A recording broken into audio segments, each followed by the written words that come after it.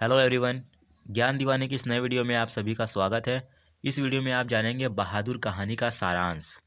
ये कक्षा 12 सामान्य हिंदी की एक महत्वपूर्ण कहानी है। इसको लिखा है अमरकांत जी ने और इसका पूरा 5 अंक मिलता है बोर्ड एग्जाम में। तो आइए शुरू करते हैं। अमरकांत जी द्वारा लिखित बहादुर कहानी एक मध्यवर्गीय परिवार में नौकर के साथ परिवारजनों द्वारा किए गए अत्यधिक कटु व्यवहार की कहानी है।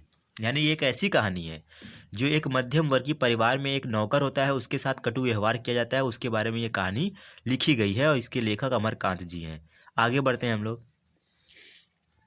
बहादुर नेपाल का 12 से 13 वर्षीय बालक है। जो बहादुर है वो एक नेपाल का 12 से 13 वर्षीय बालक है जो इस कहानी का नायक है। जो बहादुर है वो इस कहानी का नायक है और उसकी उम्र जो है वो 12 से 13 साल है। जो अपनी माता की पिटाई से तंग आकर घर से शहर जाता है और वहाँ पर निर्मला के परिवार में नौकरी करने लगता है। यानी कि जो बहादुर होता है उसकी जो माता होती हैं वो उसकी बहुत पिटाई करती हैं, इसलिए वो तंग आकर घर से चला जाता है और एक निर्मला के परिवार में नौकरी करने लगता है। बहादुर निर्मला के घर के सभी काम बहुत ही अच्छी तरह से करता है।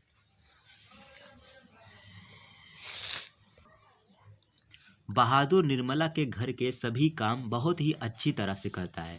निर्मला और उसका परिवार पहले तो बहादुर से अच्छा व्यवहार करते हैं। यानी कि जब बहादुर जो होता है वो अच्छा काम करता है तो जो निर्मला होती है उसके परिवार वाले होते हैं वो उससे बड़ा खुश रहते हैं। बहादुर से अच्छा व्यवहार करते हैं, परंतु कुछ समय के पश्चात वे उसके साथ मारपीट के साथ गाली गलौज भी करते हैं। यानी पहले उसके साथ अच्छा व्यवहार करते हैं, फिर उसके साथ गाली गलौज करने लगते हैं। मारपीट और गालियों के कारण बहादुर का मन काम में नहीं लगता था। यानी जो बहादुर होता था जब उसको गाली गलौज मिल रही थी तो उसका काम में मन नहीं लग रहा था। एक दिन निर्मला के पुत्र किशोर ने बहादुर को सुअर का बच्चा कह दिया। यानी जो किशोर जो था वो निर्मला का पुत्र था, बेटा था, जो बहुत शरारती था। उसने एक दिन बहादुर को सुअर का बच्चा कह दिया। बहादुर इसे सहन नहीं कर सका और अंततः वह अपना सारा सामान छोड़कर घर से चला जाता है। यानी जब बहादुर को निर्मला के बेटे किशोर ने गाली दी, सुअर का बच्चा कहा, तो वो जो बहादुर होता है वो इस गाली को सहन नहीं कर पाता है और वो अपना सारा सामान छोड़कर घर से चला जाता है। निर्मला के पति शाम को जब दफ्तर से लौटे तो उन्हें पता चला कि बहादुर अपना सारा सामान छोड़कर घर से चला गया है। यानी जब जो निर्मला के जो पति थे जब वो शाम को लौटे दफ्तर से तो उन्हें ये पता चला कि जो बहादुर है वो काम छोड़कर चला गया है। निर्मला, उसके पति और किशोर को बहादुर की ईमानदारी पर विश्वास हो गया था।